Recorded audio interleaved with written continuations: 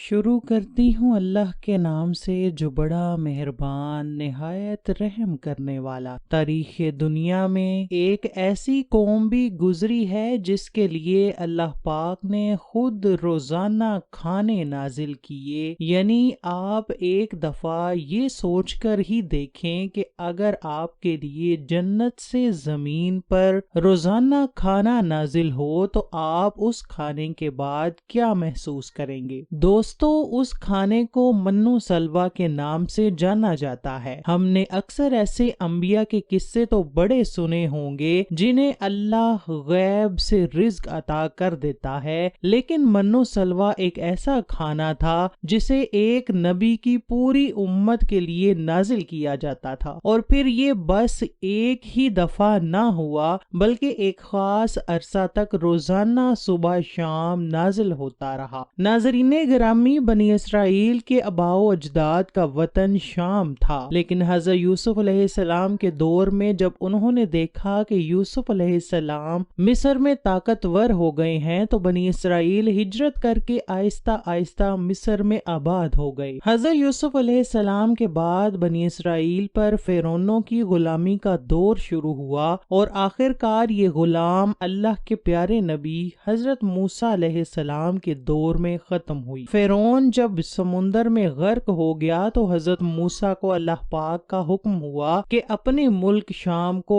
قوم عمالقہ کے قبضے سے چھڑوائیں۔ قوم عمالقہ ملک شام پر قابض ایک طاقتور قوم تھی جو اس وقت دنیا کی سپر پاور مانی جاتی تھی۔ فرعون کی غلامی سے نجات حاصل کرنے کے بعد بنی اسرائیل کو حکم ہوا کہ عمالقہ سے جہاد کر کے ان سے اپنا وطن آزاد کرائیں۔ بنی اسرائیل جہاد کے لیے ملک شام کی طرف روانہ ہوئے۔ جب یہ عمالقہ کی حدود کے قریب پہنچے تو ان کی قوت اور طاقت کا حال سن کر ہمت ہار بیٹھے اور جہاد سے منہ موڑ کر واپس لوٹے۔ اللہ تعالیٰ نے ان کے اس جرم کی سزا یوں دی کہ وہ اپنے گھروں تک جانے کی فکر میں دن بھر سفر کرتے، رات بسر کرنے کے بعد صبح کو اپنے آپ کو وہیں پاتے جہاں سے گزشتہ صبح انہوں نے سفر کا آغاز کیا ہوتا۔ اسی پریشانی کے عالم میں 40 سال انہوں نے میدان طیہ میں گزار دیے۔ اس وادی میں نہ کوئی سایہ دار درخت تھا اور نہ ہی کوئی عمارت، نہ پینے کے لیے پانی، نہ کھانے کے لیے کوئی چیز، اور نہ ہی ضروریات زندگی کی کوئی دوسری چیز۔ جب بنی اسرائیل اس میدان میں پھنس گئے اور ایک ہفتے میں سب کا سامان ختم ہو گیا تو ساری کی ساری قوم حضرت موسیٰ کے قدموں میں آ گری اور معافیا مانگنے لگی کہ ہم تو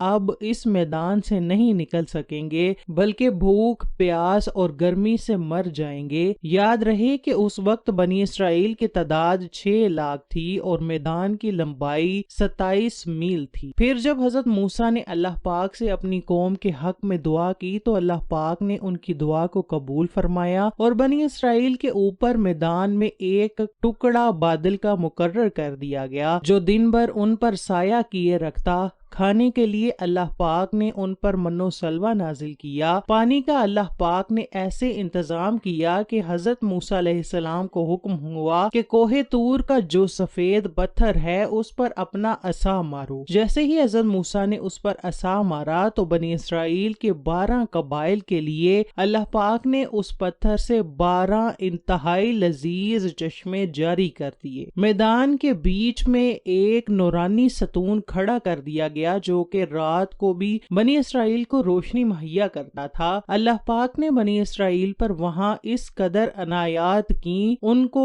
گننا مشکل تھا۔ مزے کی بات تو یہ ہے کہ اس میدان میں 40 سال تک نہ لوگوں کے بال بڑھے، نہ ہی ناخن، نہ کپڑے پھٹے اور نہ ہی میلے ہوتے تھے۔ یہاں تک کہ جو بچے بھی پیدا ہوتے ان کے بدن پر بھی کپڑے موجود ہوتے تھے جو وقت کے ساتھ ساتھ بڑھتے جاتے تھے۔ اب بات کرتے ہیں منو سلوا کی۔ سورہ بقرہ کی آیت میں اللہ پاک نے ارشاد فرمایا ہے، اور ہم نے تم پر بادل کا سایہ کیا اور تم پر منو سلوا اتارا اور کہہ دیا کہ ہماری دی ہوئی پاکیزہ چیزیں کھاؤ، اور انہوں نے ہم پر ظلم نہیں کیا، البتہ وہ خود اپنی جانوں پر ظلم کرتے تھے۔ بھوک سے مرتے بنی اسرائیلیوں کے لیے جب حضرت موسیٰ علیہ السلام کی اللہ پاک نے دعا قبول فرمائی تو بطور خوراک خوراک ان پر شروع میں من نازل کیا جاتا تھا۔ من سے مراد ایک نفیس شیریں ذائقہ دار مادہ تھا جس کو مفسرین نے ترنجین کے نام سے پکارا ہے۔ یہ صبح کے وقت نازل ہوتا تھا اور ہر شخص کے لیے 4 کلو کی مقدار میں اترتا تھا۔ یہ شبنم کے قطروں کی طرح آسمان سے آتا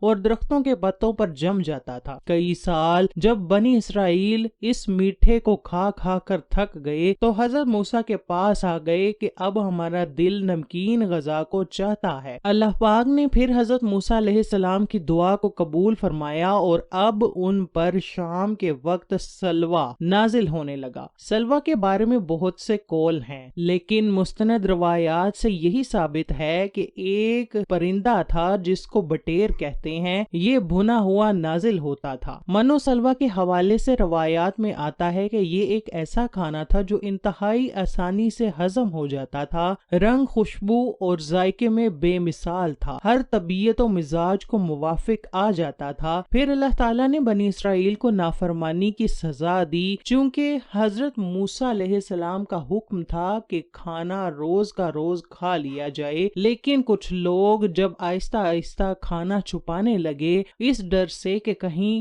اگر کل کھانا نازل نہ ہوا تو ہم تو اس صحرا میں بھوکے مر جائیں گے۔ جب انہیں اللہ پاک کی ذات پر یقین نہ رہا تو پھر اللہ پاک نے ان کی سزا یہ دی کہ اس دن کے بعد دوبارہ کبھی من و سلوہ ان پر نازل نہ کیا گیا۔ وہ جنہوں نے من و سلوہ ذخیرہ کیا تھا ان کا کھانا گل سڑ گیا۔ اس بارے میں حضور صلی اللہ علیہ وآلہ وسلم کی حدیث مبارکہ ہے کہ اگر بنی اسرائیل نہ ہوتے تو کبھی کھانا خراب اور گوشت نہ سڑتا۔ اس حدیث سے ثابت ہے کہ کھانے کا گلنا اور سڑنا بھی بنی اسرائیل کے دور سے شروع ہوا۔ قرآن پاک میں ارشاد باری تعالیٰ ہے، جب تم نے موسیٰ سے کہا اے موسیٰ ہم سے ایک ہی قسم کے کھانے پر ہرگز صبر نہ ہو سکے گا، اس لیے اپنے رب سے دعا کیجئے کہ وہ ہمیں زمین کی پیداوار، ساگ، ککڑی، گیہوں اور پیاز دے۔ آپ نے فرمایا کہ بہتر چیز کے بدلے ادنا چیز کیوں طلب کرتے ہو؟ اچھا شہر میں جاؤ، وہاں تمہاری چاہت کی ہر چیز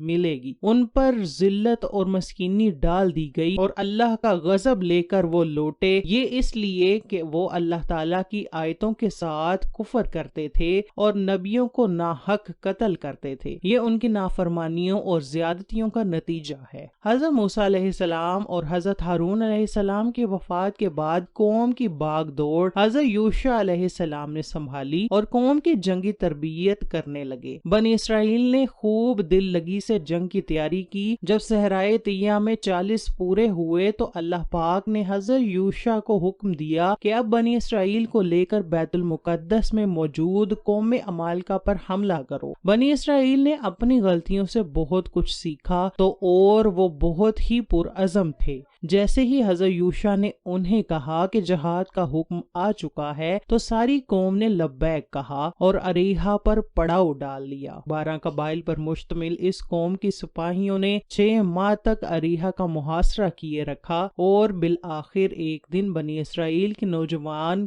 قلعہ کی دیوار گرا کر شہر میں داخل ہو گئے اور اریحا شہر پر قبضہ کر